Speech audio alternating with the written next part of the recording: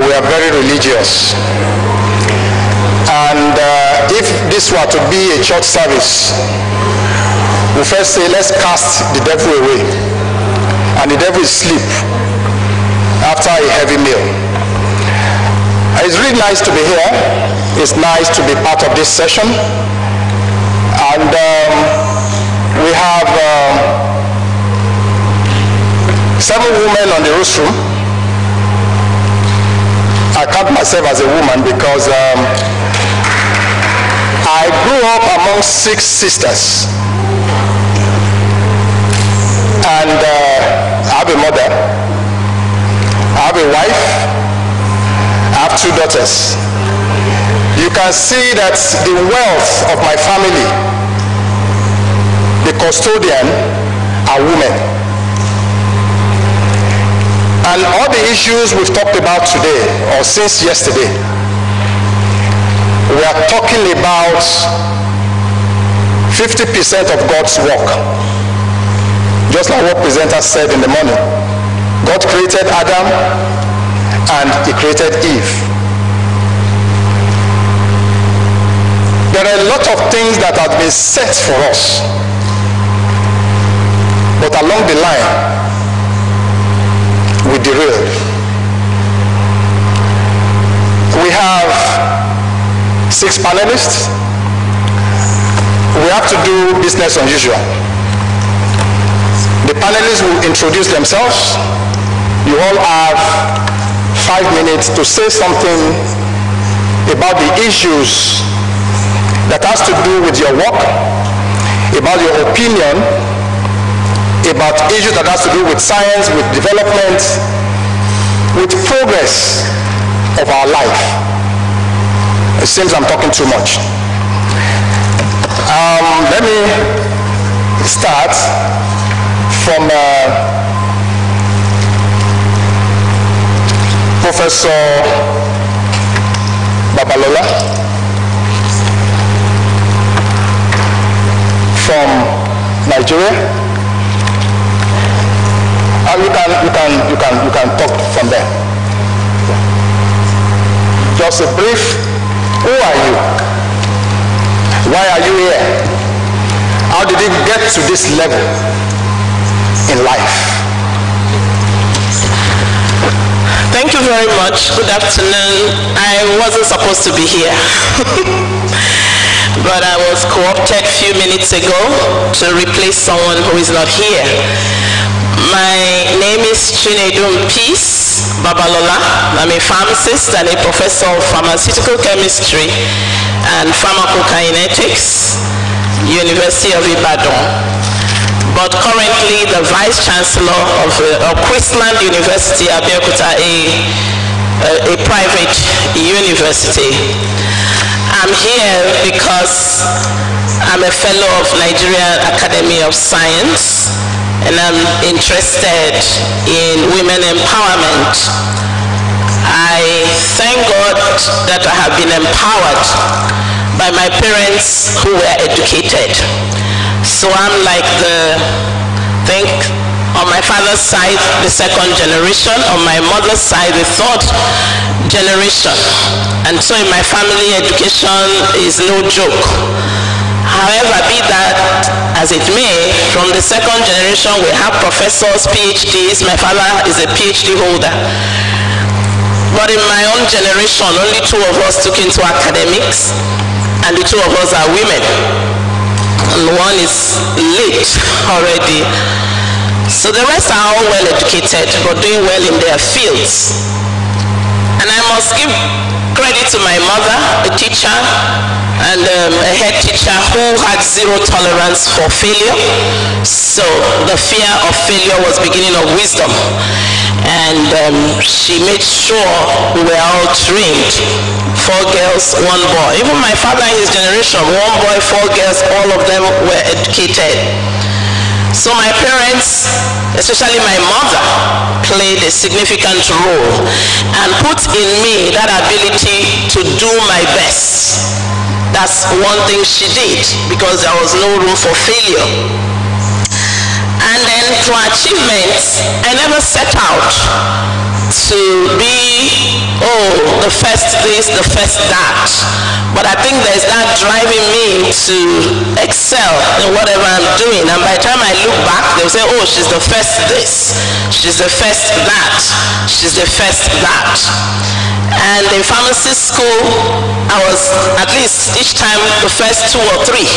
That's how I graduated and mentored a lot of people, and I was kept back to continue my education up to PhD. And I've had exposures abroad as well. But that's how I've been teaching in the university since I graduated, even though I'm a pharmacist, but I love my profession. And then I became the first female pharmacist professor in University of Ibadan, the first premier university, and became the first female dean, the first female head of department, the first female to give inaugural lecture. So everything just became first. Well, I'm the firstborn out of 5. And then I was the director of general studies, and while there I was able to introduce innovation that revitalized how examinations are done, even though I'm from pharmacy. So today the post-UME that is carried out at University of Ibadan was developed by me and my team, and so we run zero tolerance exam cheating and all that, everything computerized. I didn't read computer science, but I knew what to do. And I also introduced a nagging problem, drugs and mankind, to know in general studies so that people will know how to use drugs and also know about drug abuse. So while all these things were on, I kept my research. My research never suffered. However, it suffered in the sense that it was difficult to get grants. It was difficult. By the time I became a professor, I had little grants. I had some grants, but not much. But thereafter, I led a team and we contested for a big grant, $1 million. And because I was interested in translational research, how do we translate our research to products so that Africans can make their medicine? And in 2011, 2012, we won a $1 million grant from MacArthur. And I was a PI, and I set up a center for drug discovery, development and production, CDDP. Actually, MacArthur said that is the first of its kind in Africa. And today that center is rolling out herbal medicines, training people on regulatory, doing a lot of things. And then the fellows began to come. I became the first female pharmacist to be a fellow of Nigerian Academy of Science. And actually, by that time I was the 10th in the whole country. And I've also mentored other women to become fellows. I became fellow of African Academy of Science, the first Nigerian woman to be inducted fellow, African Academy of Science. And then so many other fellowships. But I come, before I round up. Thank you, Prof. Okay. Here we have a $1 million woman. And we know that it's not easy to get grants for anything. And for you to move to that level, it shows that you are doing good work. Professor Esther Wankambo, you are the head of the Academy of Science in Tanzania. There are 4 women in the academy. Others are men. Men are known for coup planning, but I know that you didn't plan a coup to become a president. You are the first of many things. You are a pediatrician. And when I met you the other time, I said, when I grow up, I'd like to be like you. Can you tell us briefly on the journey so far?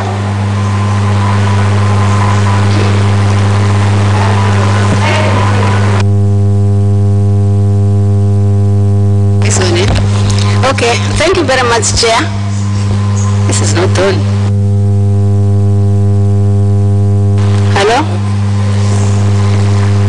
Yeah, my name is Esther Daniel Mwaikambo. I'm the current president of Tanzania Academy of Sciences. And I think I have a lot of more credentials which you can find in the internet. I won't go through them, but I'll tell you some of my experiences to having been well educated, that has contributed substantially to the development in this country. It is very important to educate a woman so that you can effectively have her included into the development agenda. When a woman is educated, he understands all the problems that surround people, because she is the one who is dealing with them all the time. She takes care of the ill people, she takes care of the children, she bears the children, she looks after the husband, the grandmother, the grandfather, everybody is taken care of by this woman. She sees all the problems like illnesses, especially children, mothers, and so on.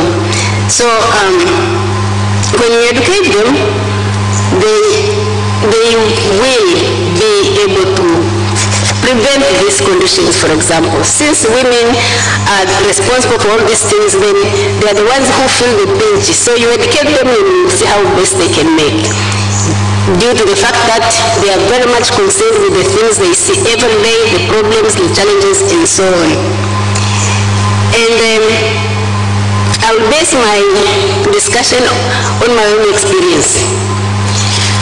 I come from a very remote village on the slopes of Mount Kilimanjaro, and I could see a lot of children dying when I was like 8 years, 9 years. I could see a lot of women dying, and everything at that time was they thought it was a superstition, somebody bewitched them. But when my mother died, I was 10 years old. I could not understand that. I could not understand it because the person who bewitched my mom was one of my favorite women as a neighbor. So I said, this cannot.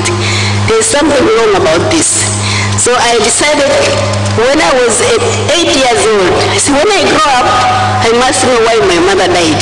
It must not be this woman who is killing my mom. So it was very difficult for me to accept that. And when I became a doctor, then I realized that my mama died out of cancer of the eye. And then all those diseases that were taking place in the villages for children, they were due to many infectious diseases like polio, pertussis, tetanus, and so many other diseases. And the mothers were dying mostly due to the pregnancy-related diseases and, of course, cancer. So, what did I do? With this knowledge, when I became a doctor, I decided to work with the Ministry of Health. Now I'm a doctor. I work at our national hospital in order to reduce the number of infectious diseases in children. So in 1994, I was instrumental in the development of the expanded program of immunization. So eventually all these vaccines were children were being vaccinated, and the infections of children were reducing year after year, and today almost 99% of children are getting vaccinations every year. But as if that was not enough, I decided to found the Medical Women Association of Tanzania so that we can fight against cancer which killed my mom. And believe you me, for the past 25-30 years, the breast cancer screening campaigns in Tanzania have been very, very extensive. Every 3 to 6 months, they do campaigns in different regions. Every woman in this country knows this association. That was founded by myself. So I think that was a very, very good success from me being educated. When I became the Vice Chancellor of the Hubert Kairut Memorial University of Health Sciences, I made sure that I came up with a policy that will enroll students at par. Women, men. Because if you follow the same line, you have a lot of more men than women. So I said, let's go at parallel. You get 50 women and 50 girls. I mean, and 50 boys to join the medical school in the MD degree. And it worked out very well.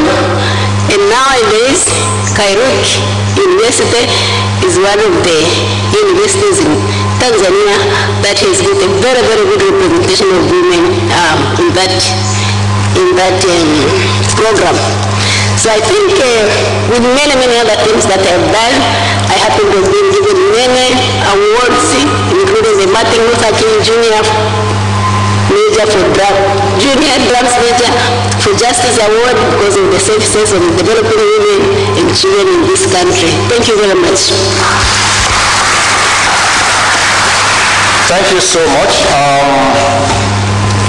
From age 8, this is what I want to do, and she followed through.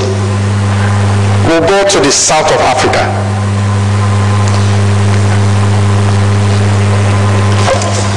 And we'd like to have experience from South Africa. From your experience, how has it been? And you can turn it to whichever way. And one thing, the audience, anytime we feel like clapping, please clap very well.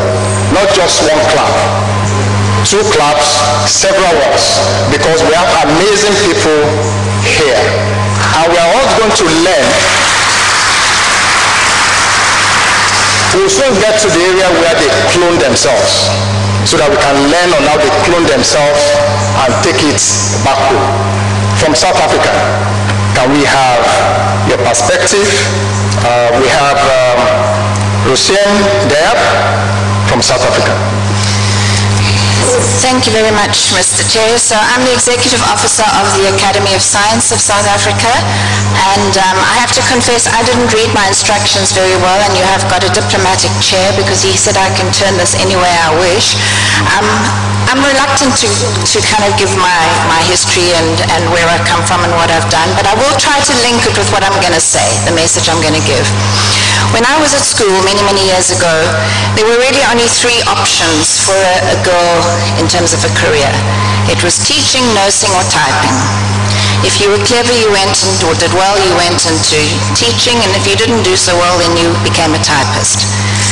So I did fairly well at school, so I decided to be a teacher, and I was going to be a maths teacher. So I think somehow I ended up in science and lecturing at university and so on. But I think if I had my life over again, I would probably have elected, given the right counseling, to become an engineer. So what I'm going to focus on today is something to do with engineering. So turning to the topic of Africa's development, there's nothing more important than innovation, and this hasn't been spoken about very much, and the role of women in innovation. So if we look at some of the statistics on women in careers that contribute towards innovation, such as engineering and IT and so on, the statistics are really dismal. We often lament how bad it is in science and mathematics, but it gets even worse when you look at engineering. So for example, I've extracted some stats from some of the most developed countries. In the UK, has the lowest percentage of female professional engineers of anywhere in Europe. It's less than 10%, and this percentage is not changing. In the US, the percentage of women in undergraduate engineering degrees is also very, very low, less than 20%, and I guess that the stats are much the same across Africa. Very, very low percentages of women. So this is underrepresentation that we really need to address if we're going to get innovation and development in critical areas on our continent. And then the second message that I want to make, and that is the importance of applying a gender lens in all our undertakings. so that we try to get not just the numbers right, which we've all been talking about, but we try to get the knowledge right. And that can only happen if you consider research with a gender dimension. So what does applying a gender lens means? It means gaining new perceptions, highlighting poorly understood inequalities, uncovering new opportunities, and simply by looking at the research data differently, by looking at it from the perspective of both men and women, sometimes it throws up something completely different. And some of the most wonderful work that I've recently come into contact with came through a woman by the name of Londa Schiebinger. Some of you may know she's a researcher at Stanford University. She was involved in our workshop that we hosted last year on gendered innovation. And her work mainly revolves around case studies and dispelling myths.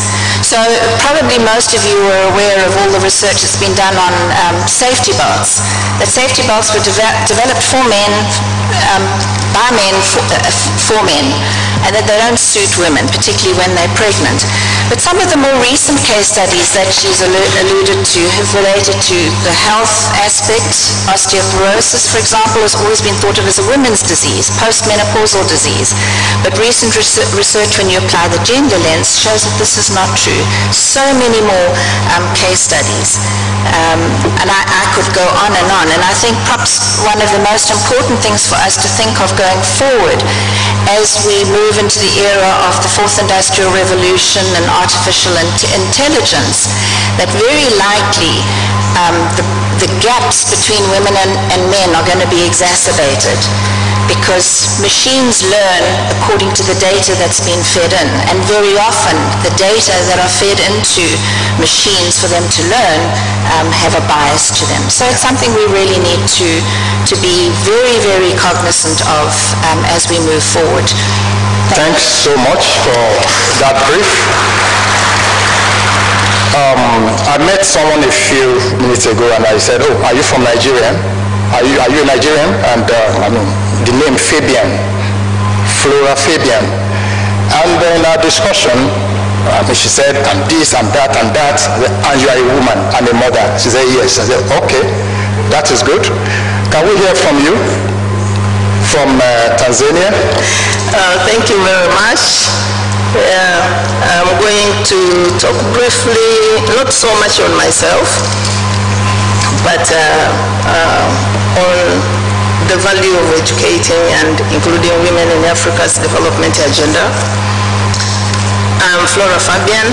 I'm a professor of biomedical sciences, and I work at the University of Dodoma, and I'm also the director of research and publications at the university, and I'm a founder of a group that does gender mainstreaming at the University of Dodoma.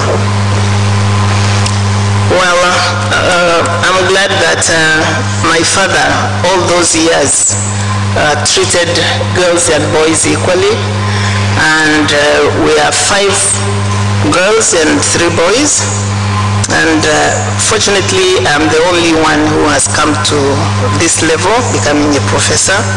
So I really appreciate my late father's consideration that children are equal. So when I came to medical school, of course, Dr. Maikambo has said it all. She was kind of an inspiration to me and a mentor. So when I finished my undergraduate, went for PhD in cell biology, mainly in the Department of Anatomy. And after I moved to the University of Dodoma, I realized that there is a lot of gender disparity in terms of research, and fortunately, because I'm the director of research there, I thought we need to do something, and I founded this group, and we started with small seed money from INASP. We wrote a proposal and we won. And after that, we started the process of gender mainstreaming at the University of Dodoma. And in that way, I was actually known by one lady who gave me a story of a girl who was running away because the father wanted to send her off to get married. And during the same time that this group was formed, the gender mainstreaming group, so we decided that we will extend a helping hand to this girl. So she finished her primary education, secondary education, and fortunately she did very well, and she came to the University of Dodoma as an undergraduate in business education. And when she was there, to show appreciation of what the ladies had done to her, she started a small group and she empowered other girls. They started projects, and actually these projects have grown very, very well.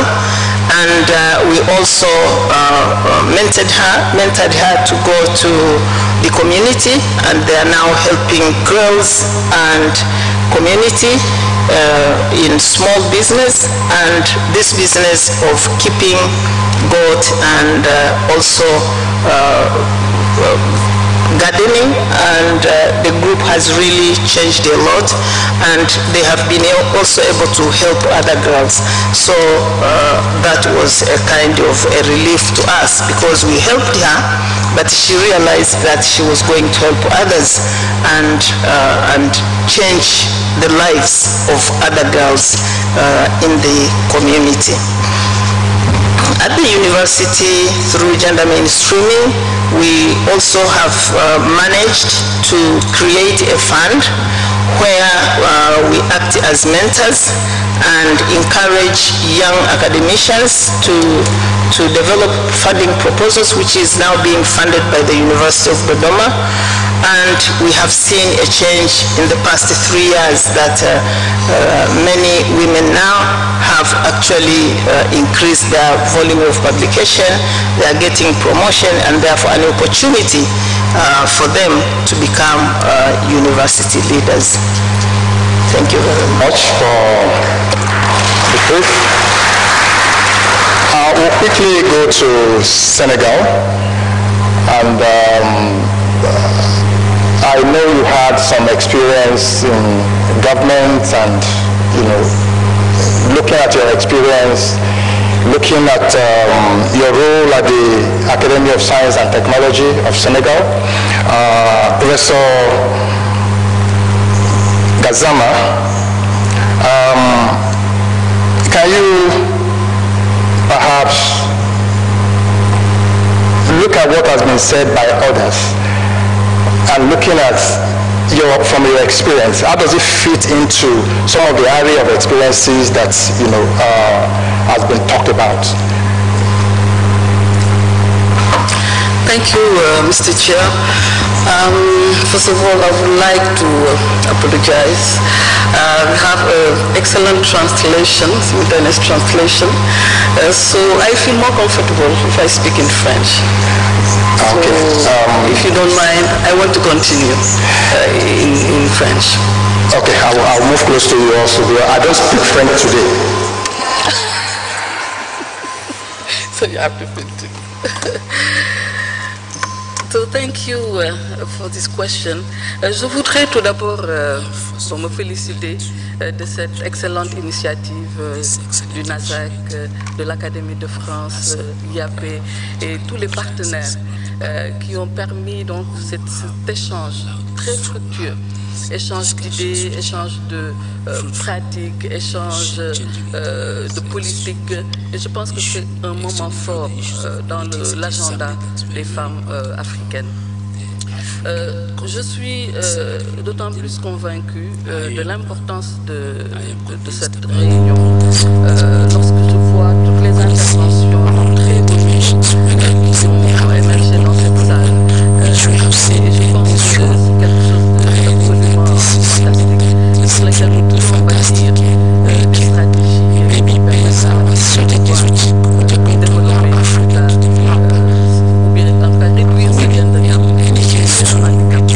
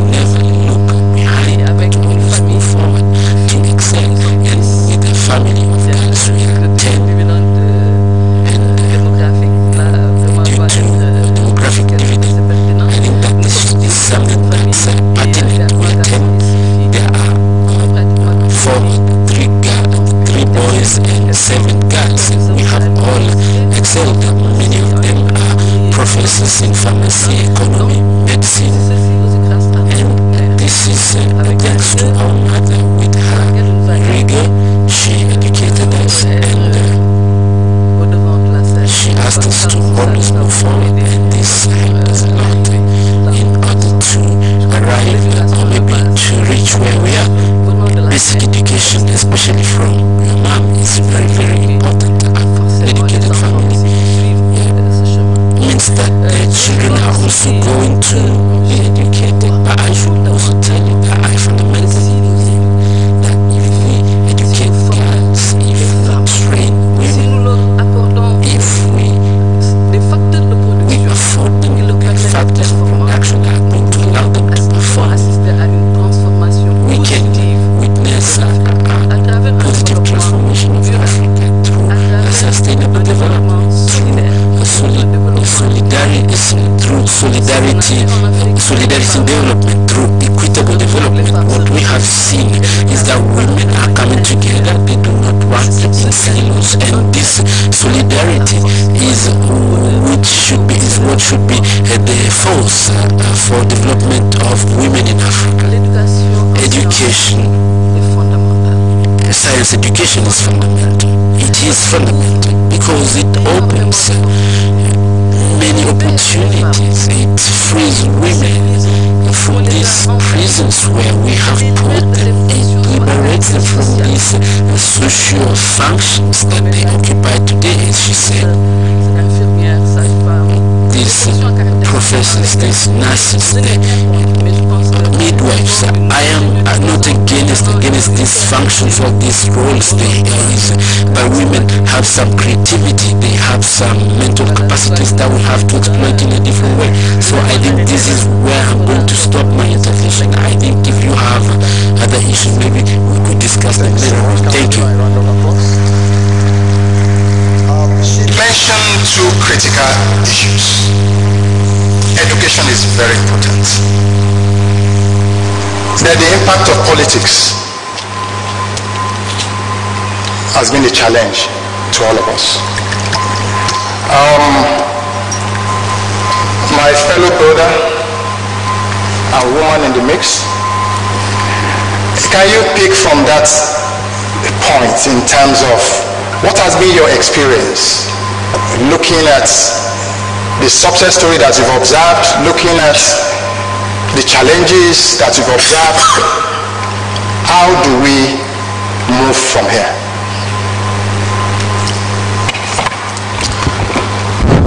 Thank you. My name is Godfrey Tangwa.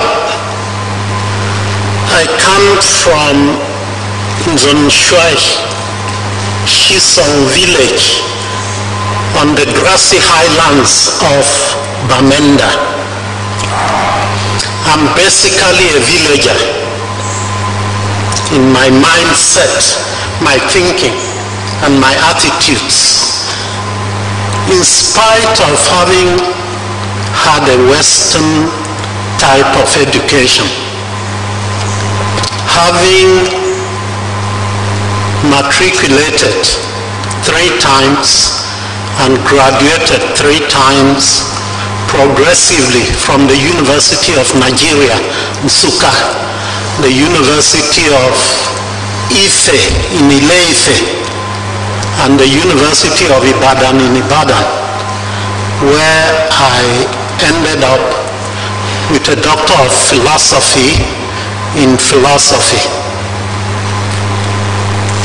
In spite of all that, I find that my thinking is that of a villager. And the only place where I ever feel completely at home is in the village of Nzonshwai, Shisong. I'm sure if I were not a villager, I would be feeling quite inferior and uncomfortable amongst these highly achieving women. But I assure you that I'm feeling quite comfortable in the midst of this group. A truth that every African villager knows is that a human being is a human being simply by being a human being and not for any other reason. This is very important. And this truth, I can say my background is in philosophy with a focal interest in bioethics. And my work in bioethics has been animated by this truth, a simple truth.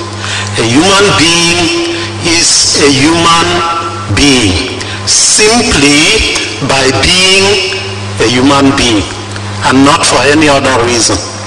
The consequences of this truth are somehow profound, and I find that when you draw them in certain situations and domains, many people find it hard to accept the consequences. The thing about human beings is that human beings are radically equal. Well, we will call this moral equality. No human being is more human than another. And this is very important. Some humans come into the world as females, others as males, for reasons that we do not fully understand. And the ratio between males and females in the world, if the processes were left to themselves, would be about 50-50. I think this is a remarkable fact. It's a remarkable fact. Now, some human cultures are obsessed with the difference between being a male and being a female. You see, language is the most important identification mark of every culture. And of course, there's no culture without a language. And if we take an example of the obsession with gender, with being male or female, we will see that it's preponderant in European languages. Let's take on the French, which we've been using a lot in this conference. French as a language divides even inanimate things into male and female. We say, for instance, table is la table, chair is la chaise. That means table and chair are women.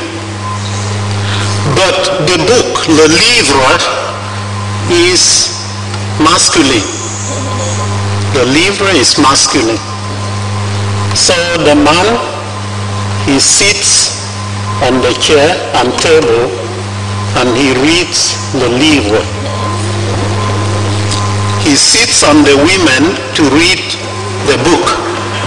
Meanwhile, his wife is in la cuisine.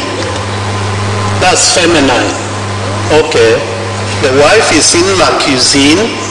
He is preparing le repas. Now that is male. And the repas will be brought to the man at the table where he is sitting. Now you get my drift. That is a language.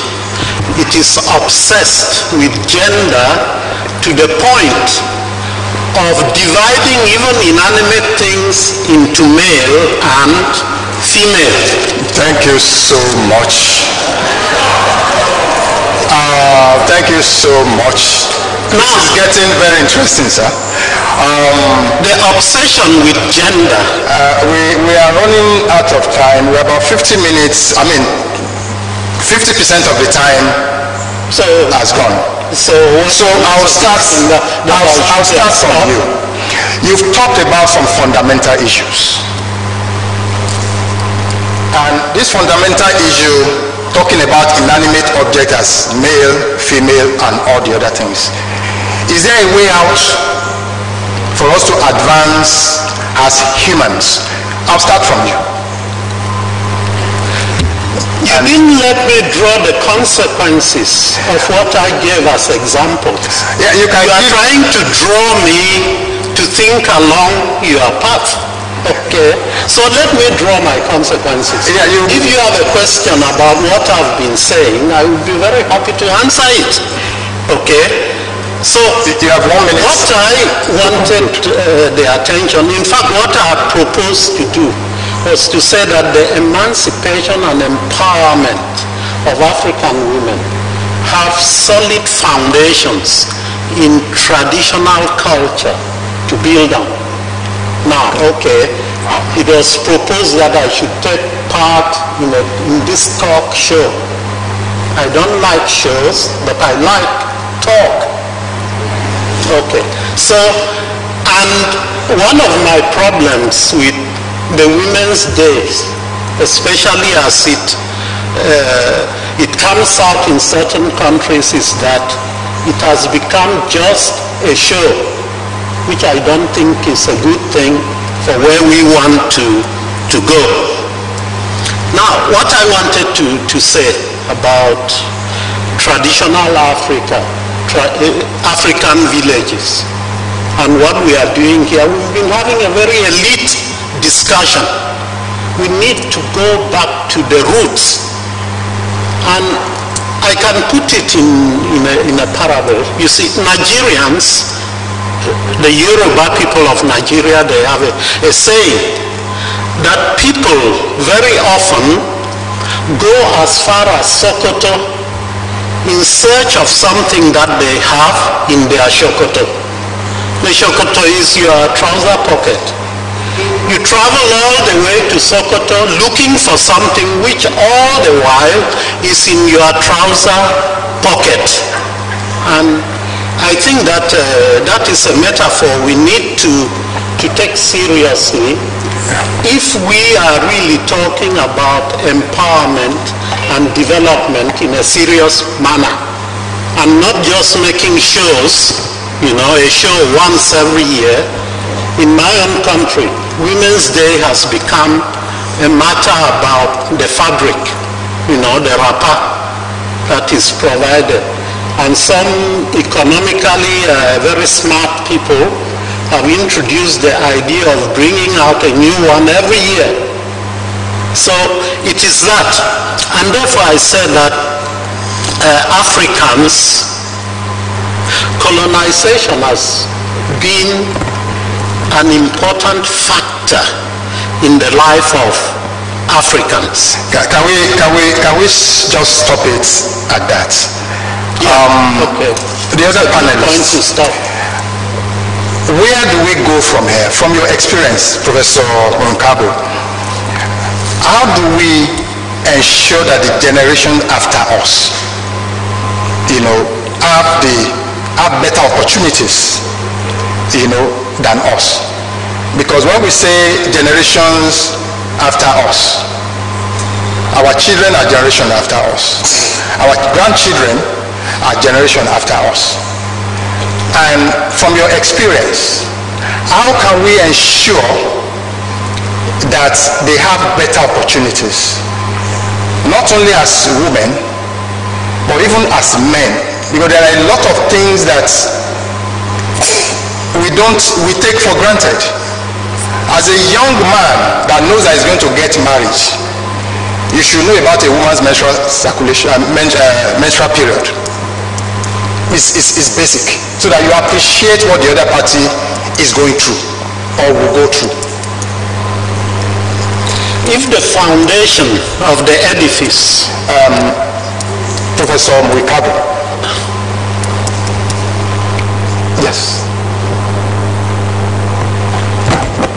Did you get my question?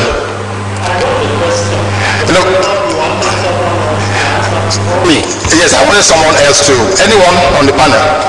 But I can answer the question.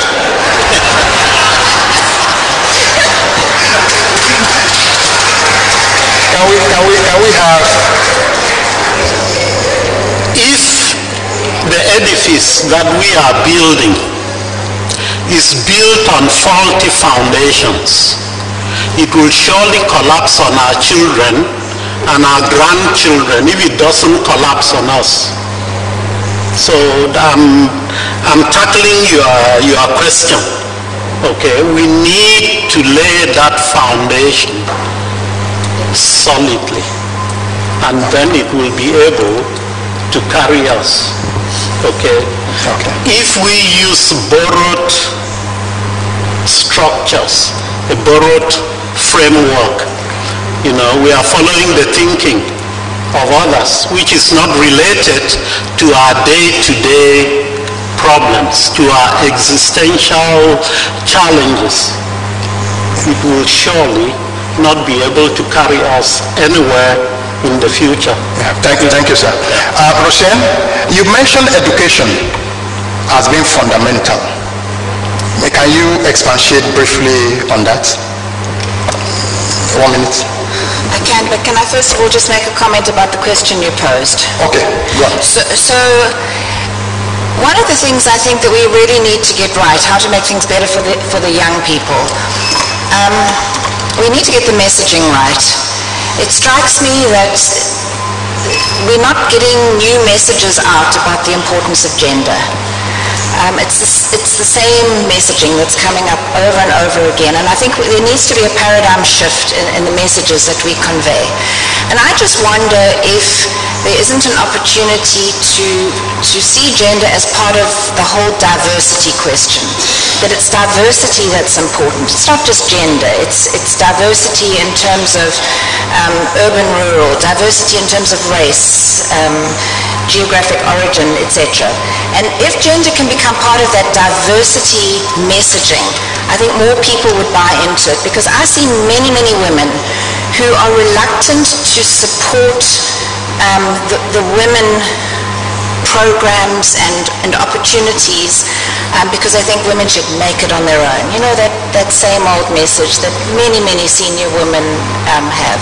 So that's just the one thing. And yeah, I don't know whether I can add anything more about education. I mean, obviously it's absolutely critical to have the access to education. I think that's important so that women can make their own free choices. So it's providing them with information, making sure that there's accessibility so they can make their free choices. And I think mentorship is extremely important for women particularly, because women seem somehow to lack the same networks that men have utilized for so long to advance their careers. Thanks so much. At this juncture, anyone can throw in a question, not comments, a question. And that question should be just one question. If you have two questions, send it to your next neighbor. And Professor Gassama, you mentioned something about politics, I mean, policy, and so on and so forth. What has been the experience in Senegal? Have there been policies that work? And can you give us briefly maybe a summary of that in 1 minute? Ce que je peux dire par rapport à ces politiques, c'est qu'en matière de sciences et technologies, il y a ce qu'elle appelle le paradigm shift. Nous sommes en train de développer des programmes en sciences et technologies depuis le primaire. Since primary school up to university, here there is an awareness, policy awareness, which is very, very well on the need to educate young people in the science sectors. I'd like to give you an example. We talked about it this morning, and this is the issue of Mahalapat, hands-on, and this is an example that was clearly highlighted at the beginning. We have some pilot classes, but this is an experiment that's taking place in Senegal. We have two major regions in Senegal which are trying to experiment with this model. This model has been successful, and now it is being integrated into education policies in Senegal. I think that this is an extremely important element. a success story on which we can base ourselves in order to say that education, science education, can be an important element within the education system in Africa.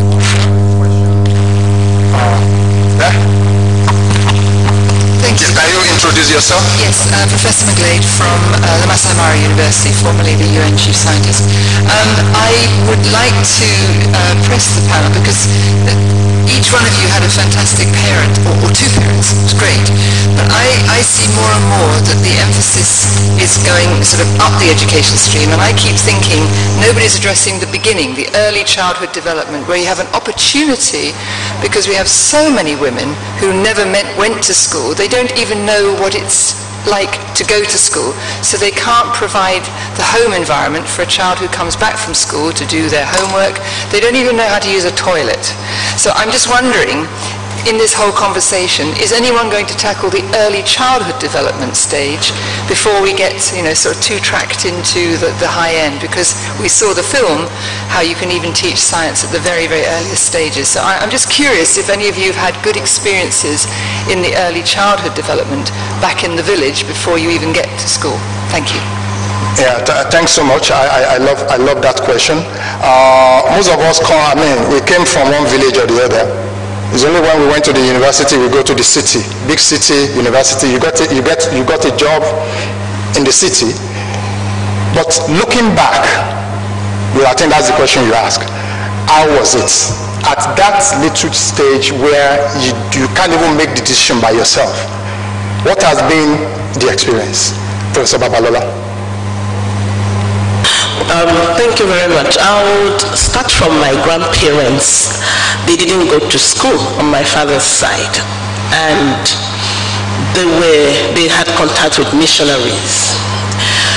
But I saw them reading and writing in my language. They couldn't read and write English, but they could read and write Igbo.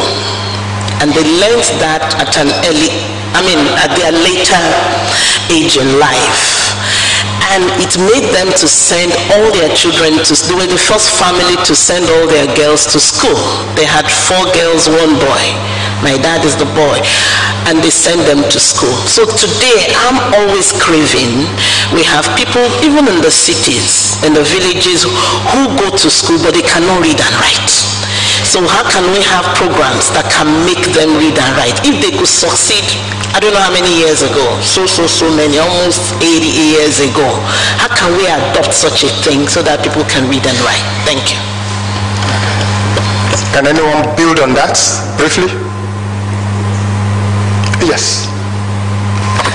Je pourrais juste ajouter une expérience au Sénégal que nous avons personnellement menée chez les talibés. Les talibés, ce sont des jeunes qui n'ont jamais été à l'école et qui mentent dans la rue. Borrow money, who beg on the streets, and we have trained them. We trained 2,000 young people in small research centers, and in 3 weeks, when we put them before a computer, they learn to use the computer, they learn to open and to share information through email. They started doing desktop research on interesting subjects, and what they learned is that this opened their minds, and now they know they shouldn't limit themselves to the formal education system as we do it in school. They shouldn't go to bed on the road, but they have an opportunity to have access to information that could later on allow them to be professionals. And this is an example. But for the youngest, in Senegal we have what we call la case. For the youngest, between 3 and 6 years. 6 years is the year where you begin your primary school. So between 3 and 6 years, children are put in an environment where they adhere or maybe they get some knowledges through ICTs, and this allows them to familiarize themselves with ICT material. They learn about hygiene, and they learn a lot of things through computers. I think these are examples which are interesting, and these maternal schools are almost everywhere. In each and every small village in Senegal, we have this model for kindergarten, form of kindergartens. Now our grandparents knew the benefit of education, and they worked at it. What is wrong at this stage? Why are we still the way we are? Why are we going backward? Because that's what it means. If a parent who did not go to school managed to learn to read and write and send us to school, we're not talking about even those of us here because we are a minority. There are millions back home who don't see what our parents saw. We'll get back to that after this question. Hi, Ego Hill from South Africa. I think the value of education is indisputable. But for women, we often encounter teachers who say maths is not for women, physics is too difficult for girls, don't touch that, let the boys do it, or where will you get a job in science? So my big dilemma, which I put to the panel, is how can we influence teachers to help educate girls in science and maths and engineering? How do we tap into teachers? Because a child goes to school, spend half the day with teachers. Yes, I can see your hand. Thank you. Thank you very much for that nice question. I will give a short story. We are doing some research currently on school education, especially early grade education, and the major obstacle was that most of the parents actually could not read and write, and so correctly said, why have we gone back? Because I remember when we were growing up, maybe the parents could read our local languages, could guide us in our local languages, but right now we have a common language, which is Swahili in this country, but still we have gone back several steps, several years back. So maybe we should consider the question of empowering both parents and teachers. One of the studies which was done to empower communication and collaboration between teachers and parents actually was found to have a positive impact on the performance of the early grade readers. So I would go back to the question of governance. There was a time that adult education was introduced, it was thought to be useful, but now it's not there. So it's like we keep on changing, and these changes, they will finally impact on both parents and teachers. So there is a question of reaching both teachers and parents in this regard. Thank you. Thanks so much. The question from there? We have 3 from here, we have 2 from here, and then we have 1 there. Mr. Chairman, my name is Professor Atemo Michieka, Honorary Secretary, Kenya National Academy of Sciences, and a former Vice Chancellor. I have just a question to my senior, Professor Mwekambo. As former Vice Chancellors of, say, East African universities, what have we done to promote education for female qualified students? If she can't answer, I shall help answer the question. Prof, over to you.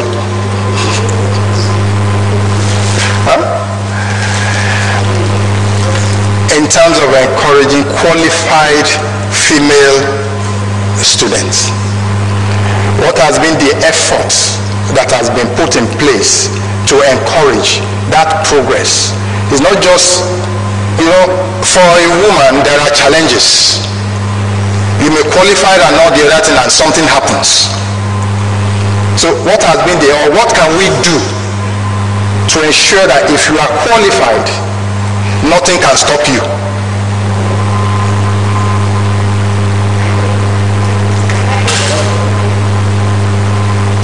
Quite a number of these women have been mainstreamed into the high government positions instead, depending upon where they start as undergraduates and then eventually they grow up, especially if you go to the area of politics. In Tanzania, for example, there are quite a lot of women in that area, and in a lot of other positions in the government and at the university levels. They try as much as possible to include the women, the well-educated women, and when they get there, they are encouraged to improve on their education. For example, if they have a first degree, to go up for the master's degree and eventually for a PhD. And some of them do very well, but we have not reached where we wanted. We would have liked to reach. It is still a constraint us because there may be multifactorial reasons as to why they don't go up very much. But as you know that a lot of men are the ones who have to give these women chances, and they also want the chances. So it is not all that easy.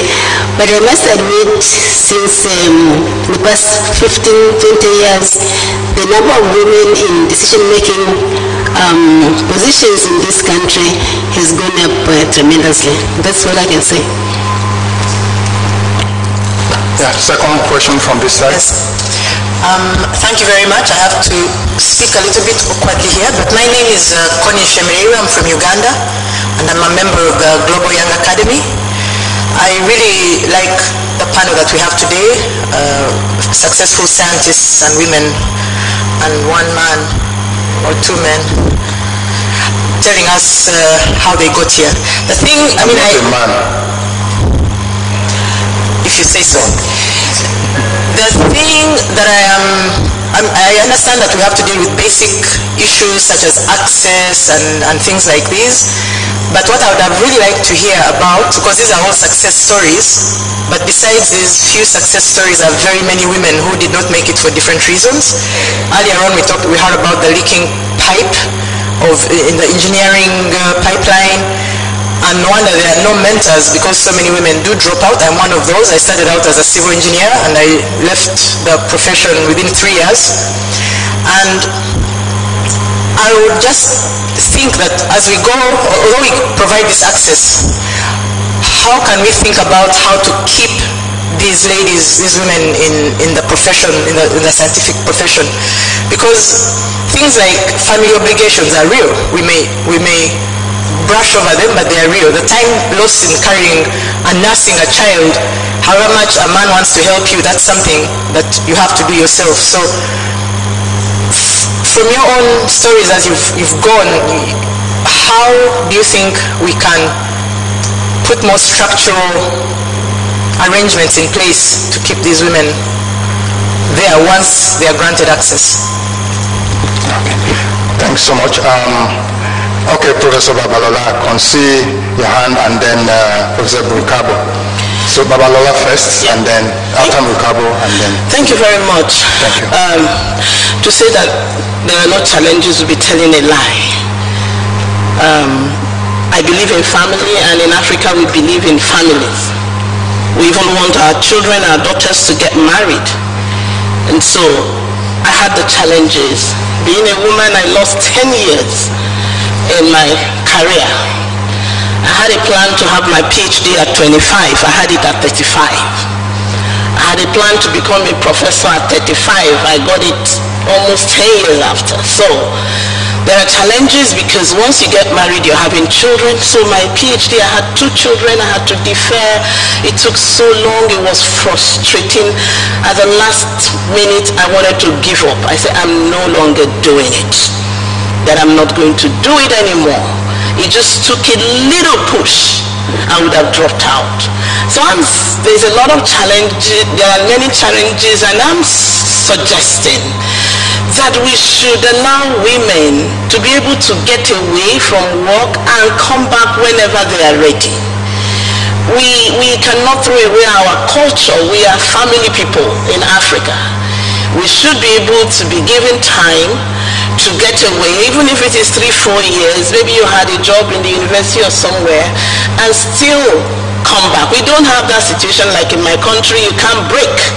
There is really no room for you to break. I was carrying my pregnancy the 9th month and inhaling chemicals that I was using for my PhD up to 9 months. My baby and I were inhaling toxic chemicals, I will call it, before I had the baby, and I had another baby and all that. So we should have a structure that can encourage us to go in and come back. It will help us, and our job will still be there. Thank you. Professor Mokabo, how can we build on that structure that she mentioned? Yeah, in my own opinion, I think most of what should be done for a woman to continue succeeding is her own effort. You can take the cow to the water, but it won't drink. You can't force it to drink. Some women fall out themselves. They get their first degree and they are content. They want to go further. And I think a lot of efforts actually in the past several years has been given to women. And in my own experience, I've seen a lot of women who do not catch up with these opportunities that they get. In my own case, it was extremely difficult for me to become a doctor.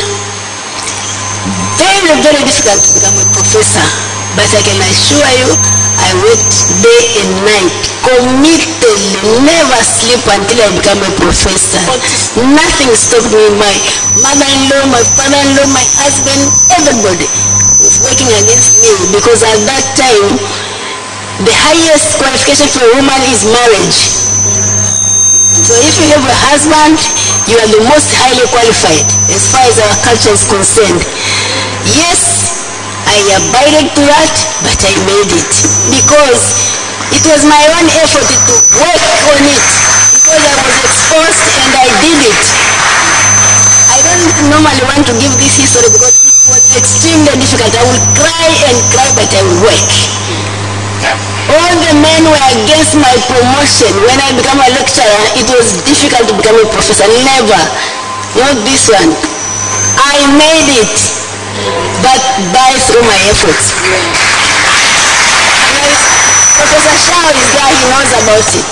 It was very difficult, but I made it because I was working very, very, very hard. So I want to say that women themselves, they have to want and believe and work for it. They shouldn't expect somebody to bring the food on their hands and then make them chew it and swallow. Thank you very much. Time has just left the building. We'll come back to some of those answers. We have just like 15 minutes more. And we have many questions. Mr. Chairman, I'd like to make a request, please, if you don't mind, sir. Can I make a very small request? Question? No, request. A different thing. Really, sir.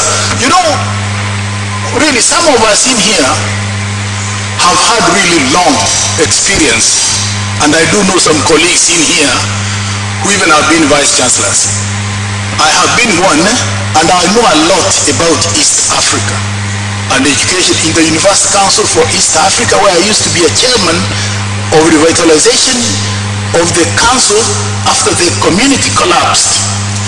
And I like to really add that universities vary, and I do understand the headaches of madams finishing campuses and finishing their courses. But let me say this, in my own experience and within the Kenyan universities, in fact, a madam can leave the university even for a year and withdraw on good cause. Having a child, you can't go to a child in the laboratory and inhale chemicals. I'm simply saying this, that perhaps thinking of vice chancellors and deans and chairmen of departments vary within the region. But good practice is simply that anybody, anywhere, anytime can withdraw on good cause, that I shall come back to finish my course within a given period of time. So let us not completely over damage, abuse the seats of vice chancellors and chairmen and deans of departments and faculties to the point of having madam with a baby inhale chemicals in a chemistry laboratory when there is a law, regulations and statutes governing course, the duration. That's why they take 8 years to do masters, maximum PhD, masters 3-4 years, and bachelor's lower. So really, those vice chancellors who are here seated are not taking up what is being said should note that there are variations and good. I have Thank you, sir. Yes, 13 years of a vice chancellor is not easy, and I graduated even staff from this country who are now very senior persons in this country. Thank you, sir. Thanks so much, sir. That is a lot of experience. When you see my own gray hairs, it's not experience, it's wisdom. Thank you, sir. We have one question here, briefly, 30 seconds. There are two here, 30 seconds, so that we can use the remaining 20 minutes on the podium. Yes.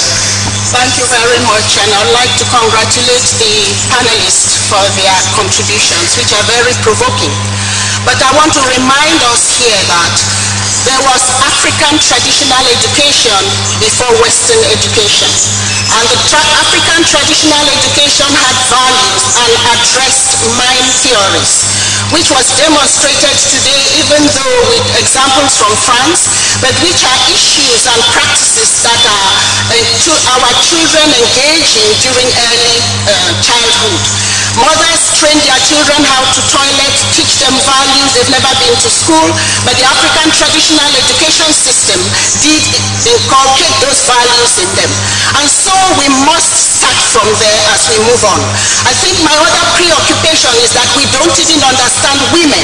We don't know their needs, we don't know their interests, we don't know their aspirations and expectations from their context. Please just excuse me. So it is important that we understand the psychological needs and do empirical studies to understand that before you put in place all kinds of expectations and put a mechanism in place to evaluate and monitor what you expect of women before you go on addressing their educational issues. Relevance is a very important factor. Thank you, ma'am. Let me say that this session is not going to end here. There are many questions that need answers. At 11 p.m. we'll open the session again. If you can join us. Yes, from here. Thank you very much. Francisca Neko Keke. There was a pertinent question Professor Egel asked, and it has not been attended to. That is, what should be done to teachers, teaching our children, particularly in maths and physics, who will come up and tell them it is a difficult subject and so on and so forth, and therefore it is no-go area. Very, very crucial and important, because that is where they lose the interest. And I am suggesting that we have workshops, local, not international, training the trainers, so that the teachers will actually know what they're doing. Because in my own time, I nearly lost interest in physics because of my teacher. So it's very, very important. Let's also address that point. Thank you very much. Thank you. The lady in green.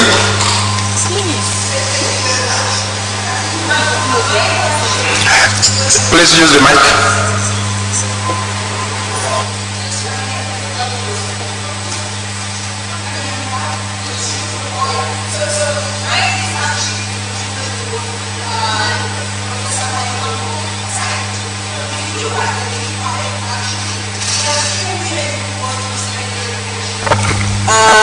Sorry? Okay, I'm changing. So what I'm saying is that when you look at the leaky pipe that was presented in the morning, there are few women who go through secondary education, then undergraduate, and then masters. But the truth is that once the women have gone through that leaky pipe and they reach the top, they're the resilient ones. They will always make sure that they succeed. So my question to you, the powerful ladies there, and many of you said that you have been professors at universities. What is your experience? When women reach that top, are they actually not competitive? Don't they make it? The question here, how do we make sure that we widen that leaky pipe and we get more women up there? Because they will definitely make it once they have gone through those lower difficulties. Thanks. Start from the other side quickly, and then you'll be the last person. Bonsoir à tous. Je suis Alexia Moutonji et je viens du Bénin. And I'm from Benin. I am a young parliamentarian in Benin, and I'm also a teacher of mathematics. So I take the floor with a lot of emotion because, first of all, from this morning I've been asking for the floor, and I think maybe I'm hidden and you are not giving me the floor. So I would start to say that there's a big part of the population that has been forgotten, and that is the youth. Ladies, you are mothers. I'm really touched because we've talked about children. We're talking about you today, but as long as we don't do much so that women can study sciences, we won't go far. Because with the baccalaureate A, you cannot study sciences. There are thousands of girls every day in Benin who have baccalaureate A. For me, I have bac C, which is for sciences. We were registered in the university. Today, there are only two who are working in sciences. There's me, who is in Benin, and there's one of my colleagues who went outside the country to continue with her studies. Let's talk about what is stopping women from achieving high school certificates in sciences. I think it is really important to work on this, and I believe that many women who should get into high school studying sciences and who will be professors of sciences. I would like you to talk to us about all you did in order to attain what you did, because there's a lot of early pregnancies. In my countries, there are more than 3,000 early pregnancies in school. So what did you do in order not to become pregnant in high school? What did you do to resist sexual harassment? What did you do in order not to give in to violence? I would like to hear you speak more about this. Thank you. I'm chairing this session, and it seems I have the final say. We'd like to hear from our panelists. If you don't ask a question, please, I'll say sorry. Time is against us. We have just 2 minutes more. Can we look at some of the array of questions? Our panelists, and give a response. I'll start from South Africa, and then we go to my fellow from Buea, Cameroon. Yes, briefly. Okay, so I'll address the question about what can we do with our teachers to help them not to say those kinds of things to students. I think it's also a broader issue. It's not just teachers telling students that they can't do maths if they're girls and they can't do physics. I think teachers have a huge influence on young people, and very often teachers are responsible for telling children that they're stupid, they can't succeed. And I have experience in that in my own family with my son, who his whole school life thought he was stupid. So I think the way to do it is through teacher training. So in their training courses, they should be taught about the important role they play in influencing students, not just in maths and science, but in their self-esteem and everything, and hopefully perpetuated in that way. Thank you. Godfrey, briefly. Well, I would say that even before those structures, teaching and all, the most important thing is the ethics, fairness and justice. You may teach the teachers quite all right, but they need to have a professional ethics. Flora said something that is very significant, and I want to draw on that. She said her father did not discriminate between the children. He was very fair. And that's how she was able to make it, and she ended up being the one who went farthest. She was the most successful. So it's important, even at the family level, that there should be fairness and justice in treating children who are equal. That's why I talked about the equality of human beings. It must be at every level. Had the father even been preferring her, as some parents do, he would have been unfair to the other children. But he treated them equally, and she was able to shine in spite of being a woman. This must be replicated throughout society, at all levels. What we have now is that in government, there's no fairness, there's favoritism, and so on. And we don't exclude the fact that women may also be unfair when they come to positions of power. What we want to ensure is that every exercise of power is done fairly. In Rwanda, everybody draws attention to the fact that Rwanda is doing very well. And you see that there are more women in positions than men. I don't think that that is accidental. I think that what has happened is that Rwanda has boldly introduced a system which takes fairness and justice seriously. If that is done anywhere, the ratio between men and women will be approximately 50-50. Thank you, sir. That's the point I want. Professor Babalola, briefly, your last word.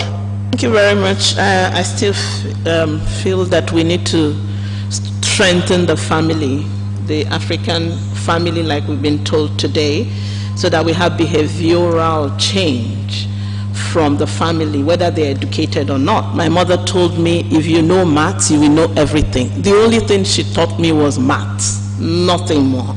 And that helped me a lot. And Ben Carson that we read about, the mother never went to school, but encouraged them to study. So let's go back to the grassroots, all our NGOs, let us change the mindset, the behavioral change, let there be a behavioral change from the parents to the young girls, the importance of education, the importance of mathematics, so that they don't misbehave. We kept ourselves because we were taught good home training. Thank you. Thank you so much. Professor Fabian, quickly. Thank you. I'll just say one sentence that many have said. If we have empowered the teachers to actually encourage the children, we have done it all, because that's where we'll start. And then when they come up as youth, then we will have a good foundation. And the second thing is to empower the family. That is where we should go. Thank you. Okay. Professor Gassama, last word. Last word, je voudrais juste rappeler que cette question de non-adéquation du profil de la fille par rapport aux filières scientifiques, c'est juste une perception. Nous avons mené une étude avec le programme FAWE-FEMSA, donc qui s'occupe de l'éducation en sciences et en mathématiques. Et on s'est rendu compte que ce sont les filles elles-mêmes qui ne se sentent pas à l'aise avec les sciences mathématiques. Non pas à l'aise, mais par rapport à la manière dont les mathématiques et les sciences physiques sont enseignées. Mais dès lors qu'on change de système d'enseignement, notamment avec la main à la pâte. Donc lorsqu'on passe d'un enseignement théorique à un enseignement qui relie justement toutes ces théories à une réalité quotidienne, les filles excellent. Et j'ai été mentor de plusieurs filles dans le cadre de ce programme, et je continue à faire du mentoring pour les filles qui sont à l'université. Et je pense que c'est ça, c'est là où se situe le problème, et c'est là où se situe la solution. Donc il faudrait qu'on ait des programmes qui soient adaptés à l'esprit, donc à ce formatage des filles, et qui fait qu'elles sont plus réceptives lorsque l'explication est plus pratique que lorsqu'elle est théorique. Et je pense que ça peut être une voie pour ramener le maximum de filles et les éduquer dans le système scientifique. Yeah, thank you, ma'am. Professor Mwikabo, can we have your last word? I just wanted to build on what all my colleagues have said about the training from the younger age.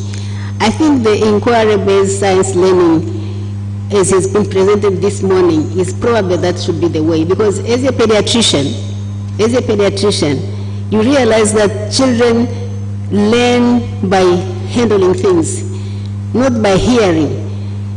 They can hear, but first they want to handle it and dismantle it and do whatever, and then only from there you can tell them they will understand. So I think that's the best way of doing it. The other questions which have been asked about what did we do to get here, avoiding all the violences and all those hardships and so on. These are in the tradition. They are embedded in our traditions, in our culture. They will always be there in a small way nowadays, but it is it would be wrong to say that you can eliminate them immediately, but gradually a woman has to empower herself by knowing that these things are there. He's going to face them and be prepared. We teach at the university about the violence. Even in the university, the educated people are still violating women. So these are there, but we give a lot of sensitization about why they shouldn't do it and so on. And if it starts early, at the early childhood education, I think this is going to make more impact than if we start at the university level. Thank you very much. Thanks so much, our audience. It's very nice to have you with us. Sorry the time, we had too much time to discuss all these issues. But let's keep the discussion going on. And one advice I would like to give is the fact that we need to involve others. My name is Akinjimo. I'm a science journalist from Nigeria, and I would like to urge you to grow more science journalists in your countries so that the issue will not stay with us in the lab. I train as a medical physiologist, but I'm a journalist by practice. And all the issues we are talking about are issues about ourselves. If we don't address it, it will haunt us. It's not a cause, it's a fact. So let's stop the discussion here. Let's keep the discussion going on, and let's exchange cards so that we can learn from other places. As an African, I belong to the African continent. I don't belong to Nigeria. Everywhere is my home, and everywhere should be your home also. Let's give our panelists another round of applause.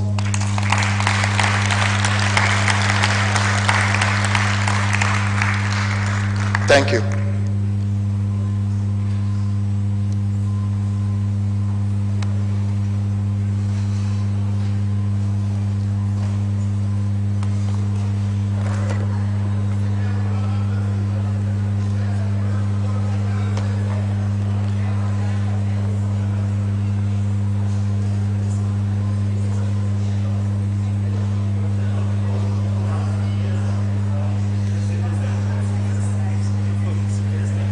Ladies and gentlemen, just a second before you go to tea,